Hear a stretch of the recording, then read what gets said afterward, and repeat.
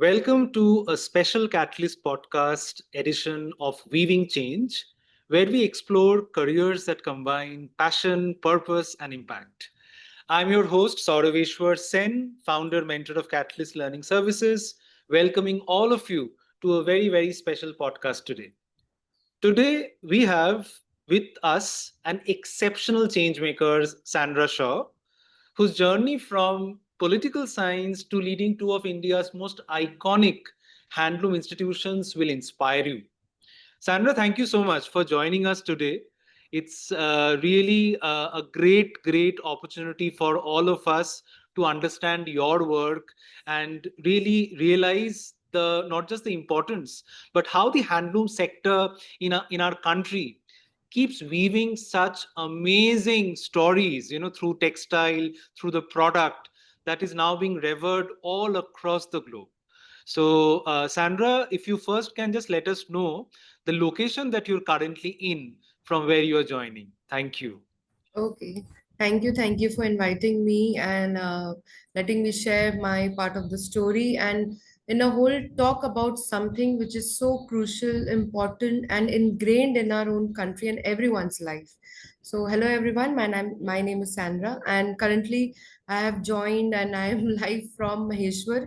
It is a small weaving town in the state of Madhya Pradesh. That's a central India, and Maheshwar has its own share of history of a big, famous, and a how would I say courageous women, Devi Ahilyabai Holkar, whose birth anniversary the entire country is celebrating this year. That is 300 years, and she was the Maratha queen and ruled from Indore for a very long time, and then shifted her capital to Maheshwar, which is a small rural town 100 kilometers from Indore.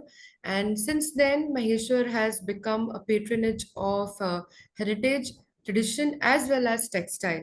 Because back then, and once we'll start and delve deeper in this conversation, this textile and this history was started 17th, 18th century, back when Ahilyabai was the ruler. And she basically invited weavers, handloom weavers from across the country, and who came here and designed a special kind of textile for the royal visitors of her court. And today we call it as Maheshwari, named after Maheshwar surely.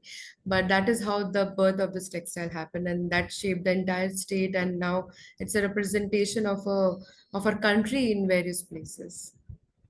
That's amazing. That's amazing, Sandra. Very curious to understand that how did you make an entry into this sector? If you can just kind of highlight, like what led you to understanding the sector as well as getting an opportunity, because I'm very sure that uh, the type of work that you are associated with is not really something that we talk about often in terms of, let's say, career pathway, right?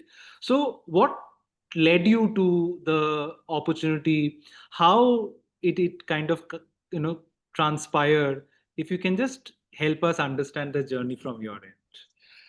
I think my association and with this sector, I would say, happened quite organically, because I was quite interested to work in the development sector, and that is how I was preparing for my masters in various places so that I can read, learn. Because development sector back during when I graduated was something which was rising, right? Because that time, even now, some part of some part of our life, NEET, JE, all these engineers and medical people, like parents always want their kids to do these things. But then development sector was something which was not a lot of people favored, but it was quite rising, and we all were like climate change, development sector, sorry, natural disaster, all these things were just bustling here and there. And we were thinking just not going with the formal political science or a sociology or a history degree. How about learning something new, something like a development management or a public policy? So all these things were happening, and I applied to various university to learn about this sector and do a special course. And the only motive being that I was quite interested to work with the community with women empowerment. That's it. I only knew these two words, and I was very clear that I will not work in a cubicle environment in a corporate sector where there is almost nil human interaction, and you're just sitting behind a desktop and aloof from what is happening in within human and how it is happening. So that agenda was quite clear, and I think that is why, being a young person, I was very curious to delve and understand this sector. So that is how I started my journey, by searching and applying and studying, and gradually landed up with a fellowship and being placed in a small organization known as Chaitanya, which also is an NGO, and worked with women. And then gradually I shifted to Women Weave. So it all was a ripple effect with one simple step of curiosity, that what can I do which is different, and which is what will give me peace and help my country to grow. So yes, that was something which led me towards this path. That's amazing. I think one of the very important points that you really highlighted was curiosity, Yes. and we should not stop being curious for sure. That's the bottom line. But again, I'm trying to also realize that through your work that you do nowadays, right, on a daily basis, you are working very closely with the sector. You are quite actively understanding the value chain in which the Yes. entire sector is working. Um, how do you now, when you look back at your, let's say, own academic background, and maybe you start reflecting upon certain aspects of maybe the political science that you had studied, do you see that consciously or subconsciously you are applying any or many of the tenets of political science in your current work, like whether it is with a right based approach or otherwise? If you would just like to highlight that, now that you're working and when Mhm. you look back into your education. Yes, absolutely. I think my graduation, post graduation in the subject of political science has actually helped me to understand the sector much deeply and better in a way. Why? Because subjects like power, what is power, how you make policies, how you deal with human relations, like what the government is making like schemes and policies, are they really reaching down to the daily public, especially in the rural sector? Are they really getting the benefits? So because I have done my theoretical study, I know how these mechanisms work on paper, and how we have been taught in the taught in our urban school setting and formal education system, that this is how it should happen. But when you start working closely with the people in the grassroots or with any sector, you will realize that where is the gap, but you know how it should be there, what are and what should be the end goal. So I think that education, my formal education, and my current, I would say, practical experience have definitely helped me to bridge the gap between tradition and modernity, I would say. And I think that is something which helps me daily to work here. That's amazing. To Sandra, I believe like you are at your workplace currently. Like you are, I think, sitting. We can see Yes, some very interesting uh, background, and those are absolutely straight from the weave, right, as we say, or the yarn, as we say. yes. So, if you would just like to help us understand the place that you're currently in, like your workplace, is that also part of the manufacturing unit? Where are you currently located? Like what is the environment around? Like are you really close to the weavers? Like are there weavers around you? You also mentioned about the Holker family. So to what extent are they associated with your work? If you can also bring that into context. Thank you. Yes, so actually, this entire town is a big bustling handloom town. So whenever if you walk to the smaller and narrow lanes of Maheshwar, every house has a handloom. So there's non-stop that beautiful rhythm of handloom keeps on playing when you walk around, and that's the beauty of this town. Today, I'm sitting at an office which is the handloom school, where right now we don't have a batch. It usually starts in the month of November, and this is the only place where I got little bit of lesser noise of the handloom so that we can do this podcast. But usually I am always surrounded with handloom, spinning unit, bobbing unit, all these artisans coming here and there showing their cloth, that is this perfectly made, this is there is a defect. So that is how this entire space and my workspace looks like. And just to go back a little bit about the history and the Holkers. So the Holkar family, as I was telling guys, I started my conversation with that Devi Ahilyabai Holkar was the one who actually started this town and this craft over here. So her descendant, right now, the current, I would say, Maharaj of this entire space is Shivaji Rao Holkar, whom we also call Richard Holkar. He is leading this space, and along with his wife, Shalini Devi Holkar or Sally Holkar, who just in the month of April got her Padma Shri. And both of them, back in 1978, they started Reva Society. And Reva Society is housed in the fourth premise of Ahilyabai. And long time back, those space was used for the priest and the travelers for food and everything. So right now, that entire space has handlooms. We have our office, we have our quality checking. And moving forward in 2003, Sally ma'am single-handedly started Women Weave and establishing another unit here, that is spinning unit, because we were favoring, and she had a vision to start khadi because khadi is integral to our country. And I think the only country in the world who actually produces, wears, and exports khadi throughout the world. So yes, that is the kind of a history. And then we had a handloom school where we have been catering at Reva, and Women We was mostly focused on social enterprise. It was a manufacturing unit where whatever textiles we're producing, we are selling it directly to the customers or to other businesses. But then I think the founders had this vision that right now it is what we are doing, but what will happen after we are gone, and who will take this lamp forward. So it is definitely the next generation. So that is how the Handloom School was born in 2015. So we are celebrating 10 years of that this year. And here we train young weavers who come from various part of the country and learn entrepreneurship, design, demand supply, business aesthetics, communication. And so that when they go back to their clusters, because we have to understand that these weavers are not coming from a big metro city like Delhi, Bombay. They're coming from a very, very secluded and remote part of the country, somewhere like in the deserts of Rajasthan, or in the white desert of Gujarat, or even rural Bengal. So all these people, or the young weavers, they come here, they do not see, or they do not have that access to understand the market. So when they come here, they undergo a big residential program of 3 4 months, and they learn every skills and go back in the village and become entrepreneurs and help their village generate employment.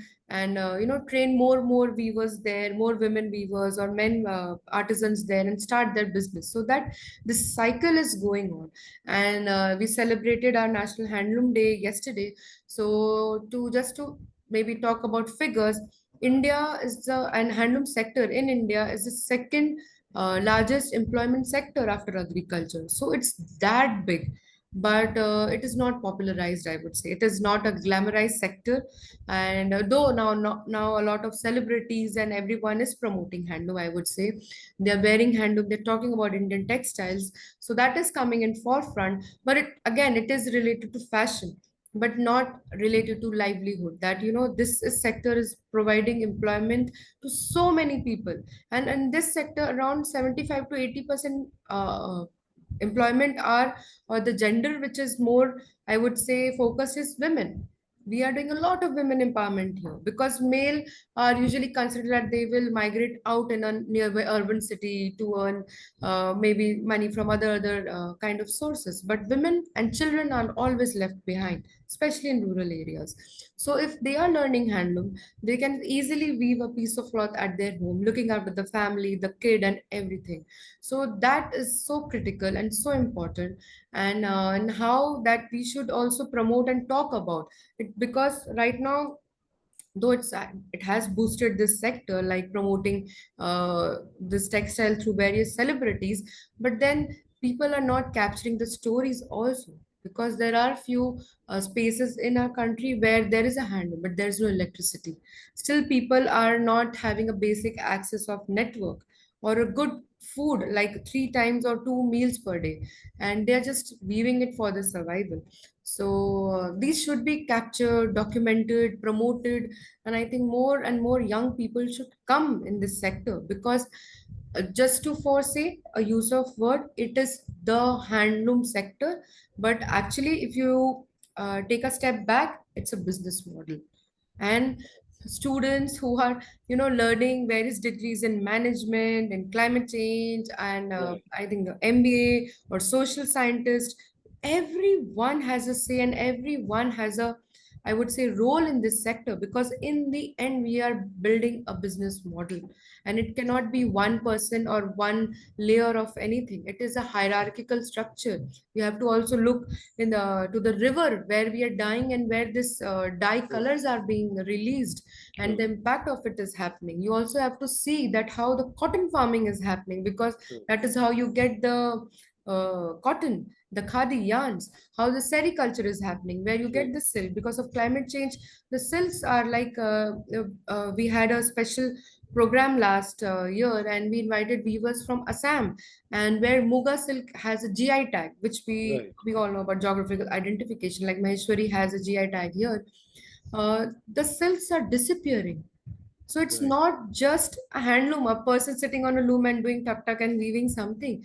It's a big coexistence and correlation of various livelihood and a culture, I would say.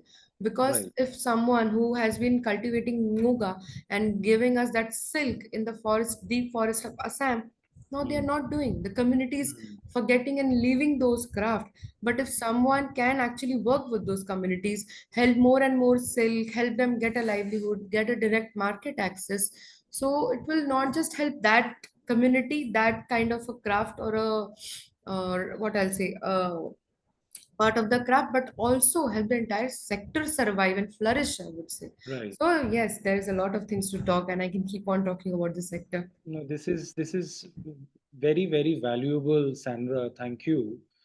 A couple of things which is coming on my mind because we work very closely with the youth of the country that you're aware of, and like let's say a city exposed student and a student exposed to urban life, possibly place where development is happening much more rapidly, the exposure is much easier to obtain, and based on that exposure and your education, you realized how can you apply that education to solve a problem, and you're now part of the handloom sector. And being part of the handloom sector, as you have reiterated couple of times very affirmatively, that this is a business model, right? Just harping on that word business model, as we are all noticing that there is a spurt of the startup culture, business development, culture coming up all across India. Entrepreneurship is being really talked about now in every forum, right? So if I take entrepreneurship as opportunity, startups as opportunities, right? I believe, based on your word, it is equally important, Sandra, that business models connected with the handloom sector should ideally be, let's say, integrated into our curriculum, into our case studies. So, just wanted to understand from your end, because this podcast has a broader vision, definitely, of putting these words, to a variety of stakeholders, right? So, what do you think? Because when you see young people nowadays choosing career pathways, I'm very sure within your own family members, connected network, there are younger people who are constantly trying to imagine and reimagine how they want to work, where they want to put their efforts in. So, how can we bring handloom sector as a priority area? What is your take that, what could be some basic steps that can be taken just to make people more aware of what they wear, and the story behind what they wear, the story behind what makes them, look good, look beautiful. As you said, it's becoming fashionable, yet the stories are not clearly disseminated. So what is one thing that you feel someone can easily begin with? If I'm just asking for a starting point, Sandra, from your end, because we would love to, share this perspective to various stakeholders. Yes, I think the first step is definitely being conscious. Conscious of what you're wearing, from where you're sourcing, and that only can come with the knowledge of where these things are coming from. So maybe if I think that I am a young person, a graduate, and I want to understand this sector and everything, the first step can be to intern with such organizations. Come Right. forward, look, search, like, okay, for instance, I'm conscious of what I'm wearing. That is the first step. Second is I will start searching online, because I've been, throughout the year, I keep on getting applications from through big institutes like NID, NIFS, ICD, all these design institutes, architect institutes, big boutique owners. They come and they ask us that, we have been wearing such things, designing such things, but what is the real thing which goes in? So I always tell them that, the first thing is, and the first step here is that, congratulations that you're aware and you're conscious and you're thinking about something. Come here, come and visit such clusters. Definitely, you do not have to come to Maheshwar. You can visit, you will see, when you will search, you will see each and every state. I would say in each and every district also, there is one unique textile, because it True. is there. I think we all, when we sit in that forum, we haven't recorded all of the textiles which we have in the history. So in every district and every alternate spaces, you will have in your own state a unique kind of textile. Go there, meet there, search for an NGO's organization which is working in that space, a company or a brand. And then once you will visiting those places, you will also talk directly to the artisan. You will understand the plight of their living conditions, the livelihood, the problems they are facing. And that is the tipping point. From there, you will yourself get the path, that how you want to get into that. Because that is same thing which happened to me, that I just knew that I had to come here, and I was interested in livelihood. That was a biggest umbrella, because livelihood has a lot of things. And but I always was also interested to do something with women, and handloom actually came in that picture, that okay, livelihood and women is there, so let's get into this sector. And because maybe I'm also quite a big textile person, I love clothes, and that is gradually and organically happened. So I think Right. everyone and young person, if they are curious, they should come explore, and they will find their path naturally. Yes, see, you also mentioned a very interesting point that most of us, I would reckon, we love wearing clothes that make us feel good, look good. We would love to wear something which is definitely natural. We would love to wear something which is breathable, which is comfortable, especially in a tropical climate like India. Yes. We would definitely be conscious about, let's say, if I'm wearing something which is synthetically made, and it can actually be environmentally harmful, because these are the vocabulary nowadays, Sandra, we are all talking about in various forums. I mean, it was just last night, I remember I was attending a business forum, and they were actually mentioning about sustainability throughout their journey, right? And then the entrepreneurship models were coming in. And I again fail to realize that quite naturally, we keep taking the handloom sector, or maybe the textile sector, a little bit for granted, right?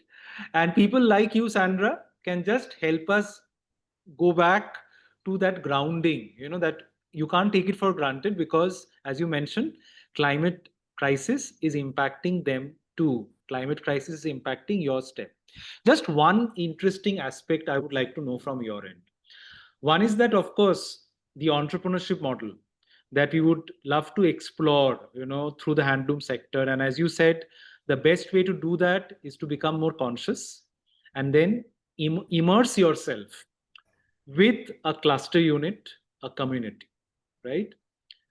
Now, the other part, while we are talking about handloom, which in very simple terminologies would mean something that is made manually with the hand, of course. And in this age of digitalization, with so much technology coming in, everyone being either happy or concerned or both with artificial intelligence. Sandra, in the handloom sector, if I ask you with your experience, to what extent is quote unquote AI, artificial intelligence, being used through your observation? If you would like to share that with us. I think right now, as far as my knowledge goes, AI hasn't creeped into the handloom sector to a very large extent. But right now, I think, and for a very long time, handloom sector has been facing a big challenge from the power looms. AI Right, is the next level. Right now, right, they are still facing the challenge from power loom, which is electricity operated, and where one man stands and just press a button, and then the machine keeps on weaving your cloth. But again, coming back to the main point, that if I have bought a handloom piece of cloth and I have been wearing it. Like after joining this sector and coming from Calcutta, my entire wardrobe 90% has been changed to handloom. I think it's only 10% things which you cannot replace, you're wearing it, or else 90% it's handloom. Because once you start wearing that textile, the comfort, the quality, and the special feel which you get, like, this person has woven my cloth, that true, personal feel. Because in the end, how much AI comes to the picture, we all are human. We right, all are human, and it's in our DNA that we like hugging each other. When right, someone is sad, we like greeting people, and when we are happy, so that is a human touch. Or else we would have just sent a SMS that, oh, I feel sad because you're sad, or I'm happy because you're happy. We love expressing. So I think handloom and this cloth, which is manually made by a hand, is also expression of love and expression of everything, I think. So if you're wearing a textile, today I'm wearing a khadi, I'm expressing my various kind of feelings. Tomorrow I'm wearing a rich banarasi, that is also handmade, but maybe tomorrow I'm expressing more festive look. So it's a expression. And I would say, gradually, if we are not being conscious, will some way or the other might creep in. But again, handloom a lot of handloom spaces and villages are so remotely placed and so scattered everywhere, that you still do not have a network. Like I at right. when we work in a space in a district known as Dindori, where I'm going to Hmm. go in the next 5 days. It's so secluded, there is no electricity for 17 days, 17 hours, My sorry, God. 17 hours. And when I'm there, I always tell my team that, I'm going to be out of network for 6 days now, since there is no network. And tribal women's are there. So yes, there's another story. But such spaces are there that you do not even have a mobile phone or a TV or a network or electricity. AI is the next game. So I think handloom is saved in that I way. mean, hats off to the weavers. We really are so indebted to them that what appears to be challenges to us, they still keep weaving magic. I think that's the skill, right? That's skill, which is so I would say independent of externalities, right? The skill, and definitely they also crafted Sandra, I'm sure, with a lot of love, emotion, which gets into their weaves, isn't it? I mean, when people are weaving, uh, talking about skills, because one of the reasons why we wanted to share this podcast space with you was that so that young audience who look into opportunities, they also get a look and feel of the job that you do, Sandra. So in terms of, Sandra, like a typical day in your work, what are the responsibilities? Like, if someone asks you that, okay, what do you exactly do, how would you like to share that? How would you present it, in terms of your key responsibilities currently? I think first of all, I wear multiple hats, and every single day is not same like the Correct. other one. But just to give an overview, my day usually starts with interacting with my team, that just to review what is their agenda for the day, and if they need my help or if something needs a follow or checkup. So that is what how the start happens. And in after the team interaction is done, then I definitely go on and see the production, Okay. whichever project I'm sitting on that day, office I'm sitting on that. So So I'll go and interact with the artisans. Usually when they see me, they come running to me that, madam, this is the problem or that is the issue, and I can't come for this day, that day. So that takes majorly 2-3 hours of my day. And Some in the end, HR functionaries, right? yes, Human resource yes, yes, functionaries, yeah. yes. And the day ends usually with all these calls, emails, talking to the funders, to the clients, and in whatever interaction is left for me to do as a representation of the representative of this organization. So that's how majorly my day look like. That's interesting. You mentioned about project, Sandra. So what? How would you define a project? Like a project is like, let's say you are executing an order, like a supply let's say has come as a requirement of certain pieces of textile that needs to be produced and maybe shipped. Is that a project, or how does it work? So that is a process. Projects are like the Handloom School is a project because Okay, Women Weave is the organization. Handloom School right, is one project under that NGO. And right. Gudi Mudi Khadi, that is a social enterprise, that is another project. So that is an Okay. overarching word for these initiative. Under the Gudi Mudi Khadi, the process I would say is, as you just rightly mentioned, if there is a client, they come and give us order that this is a kind of textile, this is the quantity I need, Right. and what will be the timeline, and then advances like a typical easy business model. And then our team takes it forward. There's various departments which is made: production, managing, quality checking, and then we deliver it within the time frame. Great, great. You also mentioned about funders, right? So, and funders quite naturally also take us to the entire large umbrella of the CSR. Yes. Now we are also noticing, Sandra, that as compliances are getting more stricter, let's say for certain ESG commitments, BRSR commitments, right, of large scale Yes. corporates, they do have to take decisions of where they invest their CSR budget, right?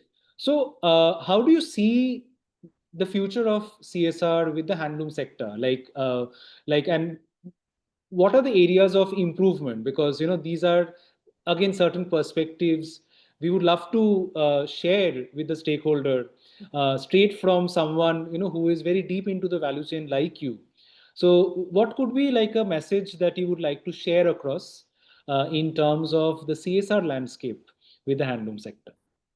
So, just to give a bit of background, CSR was actually easier before, a bit Okay. easier before.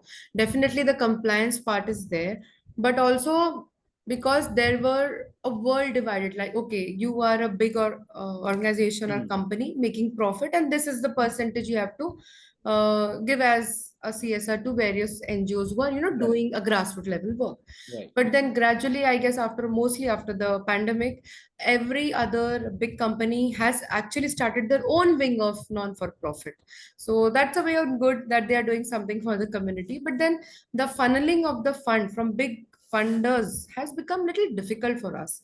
So Okay. even they are supporting, they have their own wing, so they will definitely go there. So independent NGOs like us or various uh, non-for-profit, they have problem getting funds from these big Hmm. companies. But that is one part of it.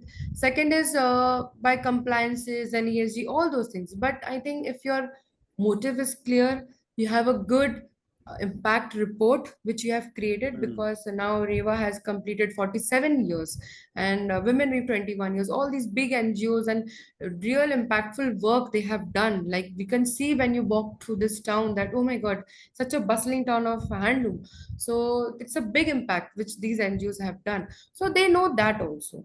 And that is how it has been there. And definitely every time some new compliances come, this and that come, I think the funders as well as us who are doing the fundraising, both of us actually suffer from that.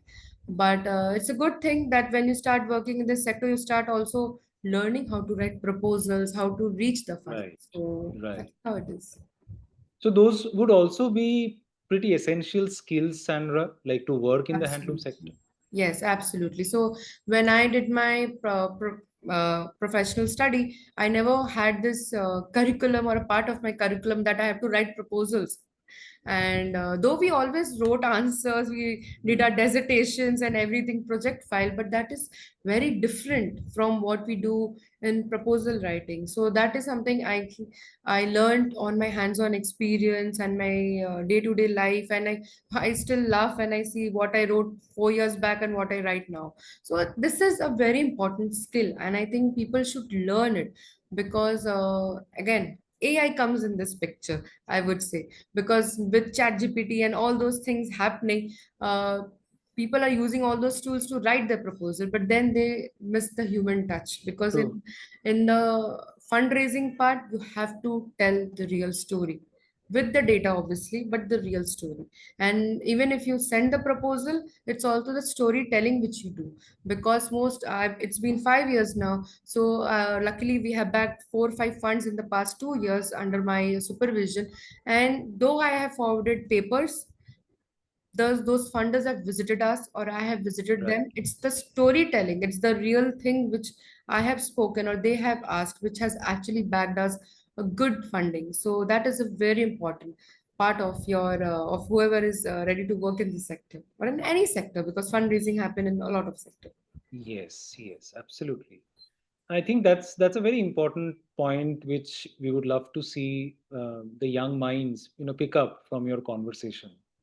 And just kind of reiterating back, Sandra, because we will kind of wrap up maybe in the next 10 minutes.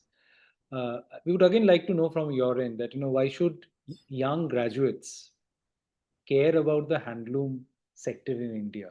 What are your like some top takes that you would like to share to them? Because someone like you will have a way more clarity in terms of sharing the real story, the real picture. So, for young graduates who are coming out of colleges, universities in lakhs every year, right? Yes.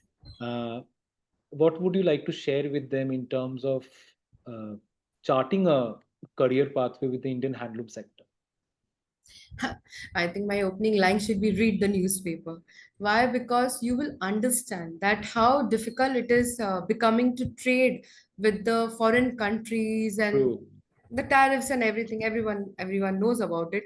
So why I would recommend, suggest, or literally urge the young minds to come in these sector, handloom sector especially, that if you will come, Indian whom you are benefiting definitely to this country. More and more people will be employed here, you will generate more employment here, the money will flow, you will be paid nicely. So this country will grow, this sector will grow, you will grow. So Indian, you're coming, come for yourself. If you will come for yourself, you are going to benefit you and the entire sector, because you're not generating money or creating employment for one person, you're helping the entire sector, entire village, I would say. If we start with a very small, that you are helping 2 to 3% to uplift, and that person is helping their family, that family is helping that village is helping that community, and that community is helping that entire district, state, and the country. So it's a big goal, it's just one step which you need to take. So that is very important, especially young people nowadays, they have become disoriented with a lot of over information, that okay, True. I should do this, I should do that, where should I go.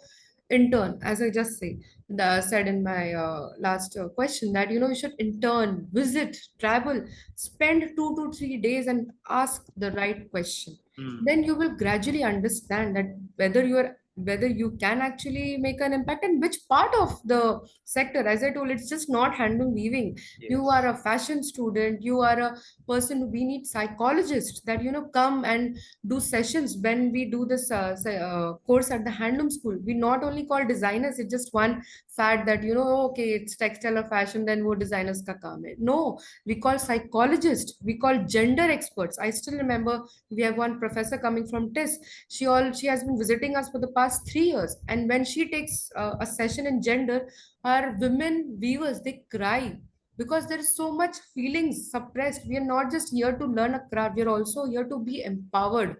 So like so much thing is involved. We call students from management economics background, that Right. come and teach them basic costing. You are True. contributing to this country. And in the end, I think what has helped me, and I feel if you're working in this sector, will be a feeling of fulfillment after doing and after spending a time. Because when I'm here, a lot of people keep on asking me this question that, you're coming from Calcutta, such a big city, you speak English, and you're such a, you have got educated, you have been blessed to be educated in such a good institution. Why are you staying in such a rural space where there is no life? After 7 8 p.m everyone is sleeping.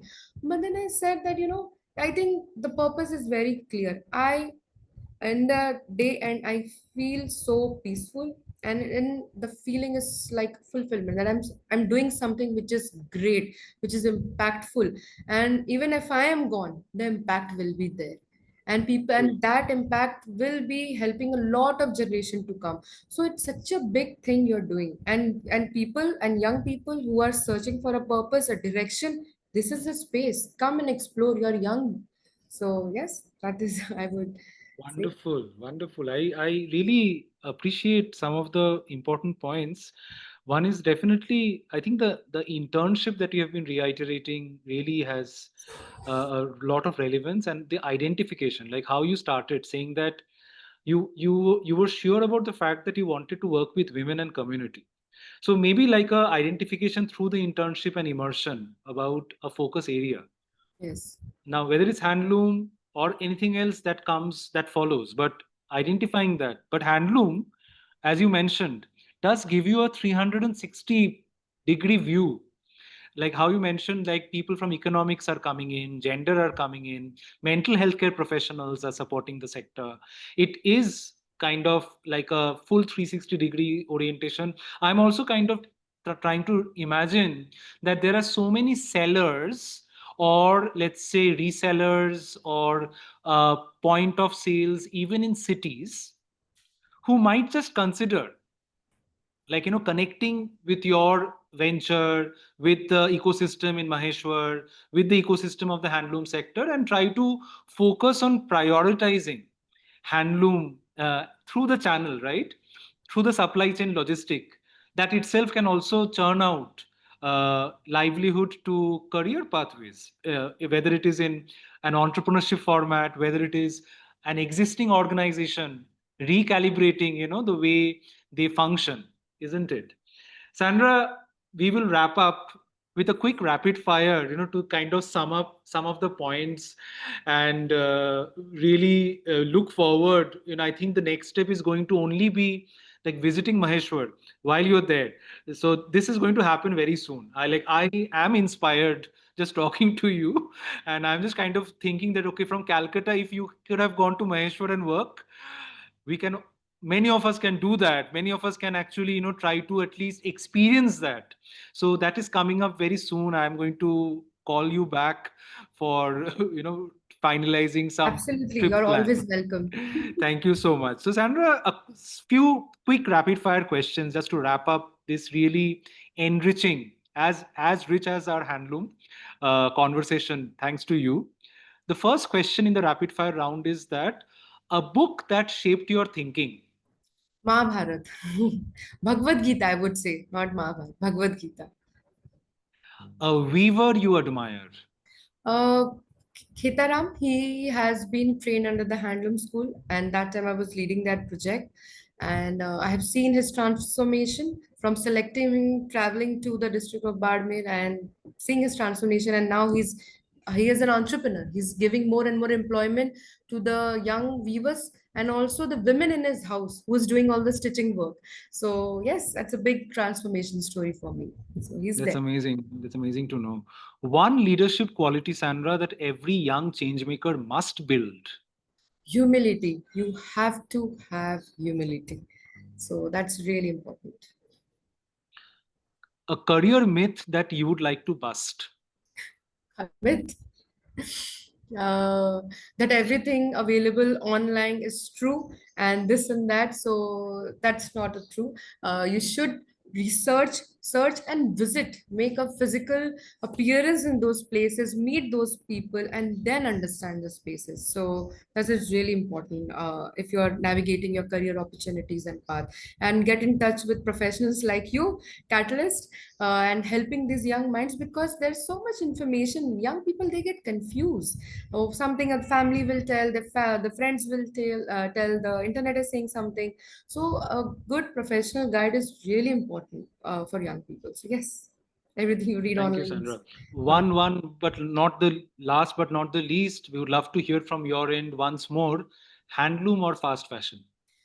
Handloom, always handloom. It's always handloom because now I definitely, if I'll talk about the value chain, it will be a big answer. But seeing a seed grow into a plant, that plant giving a flower, that flower is cotton, and then cotton being woven in the something which you're wearing being woven by a woman by hand, and their smile and their energy, and they're bringing that cloth from by their hand and showing, madam, see, I have woven this today. And that when you wear that textile, there is a power, I cannot explain that. Like, it is a power, and you feel really humble, powerful, and really happy that you're supporting such a big initiative. And that piece of cloth has been passed down from minimum 20 to 25 hands. Someone is dying, someone is doing this, that, and that is a heritage.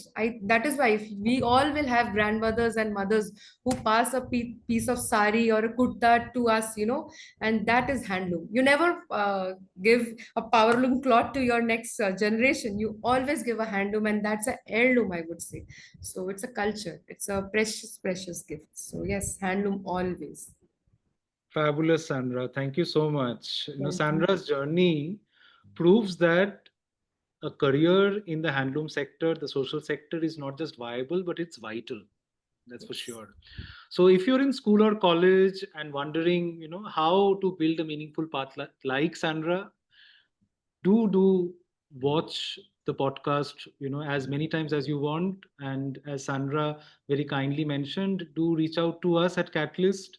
We would love to support you with more exposure, with more experiential format of learning, which Sandra has highlighted throughout her journey. That the more you immerse yourself, understand the process, your decision making ability becomes much more effective. That can help you navigate to a career that is impactful and also sustainable, right? Thank you so much, Sandra, once more for Thank sharing your valuable time. We understand that you are amidst a lot of work, a lot of activity. I can still kind of, even though you chose a much quieter place for the podcast, but the rhythm of the loom, as you mentioned, in your conversation, is something which is so beautiful, to hear, and you understand that the rhythm creates. So, as creators, as human beings, as people who still have a way more greater advantage than artificial intelligence that you mentioned, this is has been a truly an honor to know your journey, to know about the Holkert family's contribution through your eyes, to understand the value that our weaving community are producing, the women weavers, who are really rising up, and they are kind of creating an ecosystem which you mentioned that has such strong lasting impact over generations. Sandra, thank you once more for being with us, sharing your story. And on that note, we will end our podcast. Do subscribe to the Catalyst Learning Services YouTube channel, and do feel free to reach out to Sandra, so that you can also take it a step forward and be a part eventually with the handloom sector in professional capacity. Thank you so much, Sam. thank you so much for inviting me. Thank you. Thank you.